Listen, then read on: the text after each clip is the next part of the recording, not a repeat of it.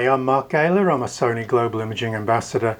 I'd like to talk to you about one of my favourite lenses. It's the FE 70-200 f4G lens. Now, as well as being one of my favourites, it's also one of my first E-mount full frame lenses after the 55 and 35 Zeiss lenses that I owned with my original A7R and A7 cameras. Now, this isn't the only 70-200 telephoto zoom that Sony currently have. They also have a 70-200 f2.8 GM lens. Now, being a GM lens, it comes in at almost twice the price of this 70-200 f4. Now, one might assume that therefore it's twice as sharp or twice as good, but in fact this one comes very close to the GM lens, and in certain instances this does have a slight advantage in the fact that it is almost half the weight. And so if you're trying to travel light and also save on your budget, this is still an excellent lens.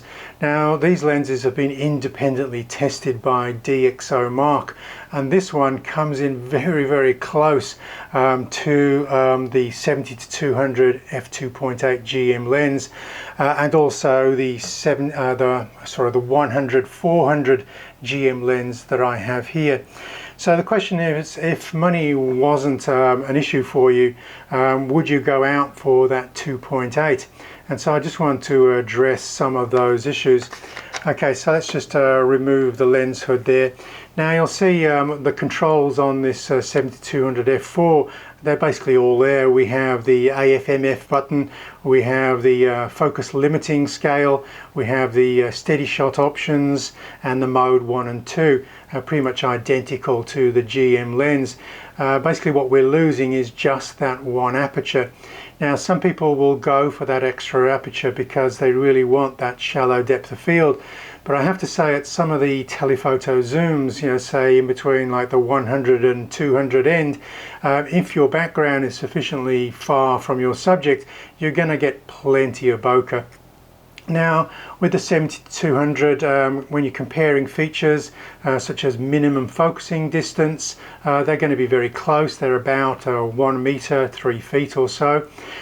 This does use 9 rounded aperture blades instead of 11. Okay, so there are some differences there.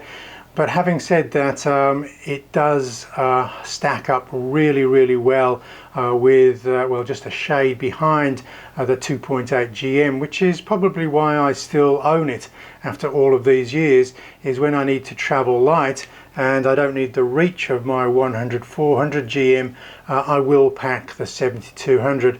Now, some people will say, well, what do you shoot with a 70-200? And my answer would be everything.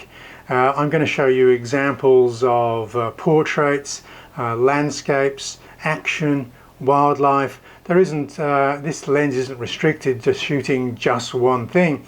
Now, I do own an 85mm prime, in fact I own 2, and those are often referred to as a portrait lens. But for the 70-200, it is just a general purpose all-round lens that can shoot a broad range of genres, and I'll show examples on the screen as I talk to show you how well this lens tackles certain subjects. Now, there is another telephoto zoom in Sony's lineup. It's the 70-300 G lens. Now, it is a little bit cheaper, it's not any lighter, but these white lenses are certainly have a lot more sharpness going for them than the 70-300. The 70-300 isn't soft, it's just not as critically sharp as these two white lenses that I have on my desk here, and I do value sharpness. So if I was giving advice and you were looking at the 70-300, I'd maybe just hold out a little bit longer, save up a little bit more money, and go the 70-200. Now, if you do need the reach of 300, just remember, if we're working on these high resolution cameras, we do have the ability to crop. I often use this lens on my A7R III, and if I want the extra reach, if I just put that into APS-C mode, 18 megapixels, then I've got the effective 300 millimeter reach. Some people won't want to crop in camera, they want to crop in post, but we do have a lot of croppability on these high resolution cameras. For instance, even the 24 megapixel A7 III and A9 cameras, 24 megapixels, but a 4K image is just 8.5 megapixels. So we do have room to throw away pixels and still produce a very high quality image.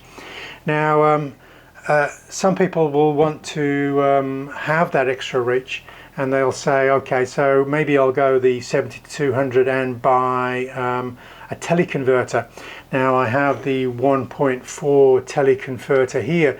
This will take out the reach of these lenses, except it doesn't actually fit on the 70-200 f4.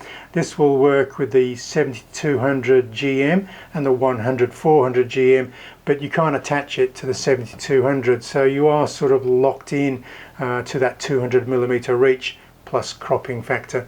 Okay, so that is something to bear in mind. As you can see from the portraits I've been showing you, this lens does create some really cracking results. One of the things I should mention about the portrait capability of this lens is we have a focus hold button on the barrel of the lens, and as you turn the camera into portrait or vertical mode, we'll see that we have additional focus hold buttons. Now I actually don't use these for focus hold, I reassign them in my custom key menu to IAF, and this is a really good feature, especially when you're working maybe at maximum aperture f4 and you're trying to track an eye of your subject. It's really good just to be able to track that using the IAF feature, just permanently holding down that button. Now I can't praise this lens highly enough, especially for the cost compared to the GM lenses. So if you're looking for a telephoto zoom, don't be put off with the fact that this isn't a GM.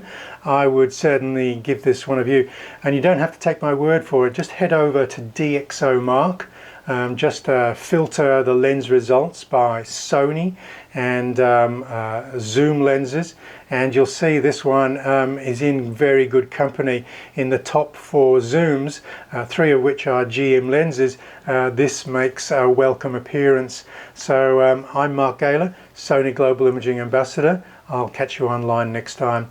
Just remember to subscribe so you see my new videos, and also head over to my website www.markgaylor.com. I've got a wealth of free learning resources for alpha users on that site. Okay, cheers.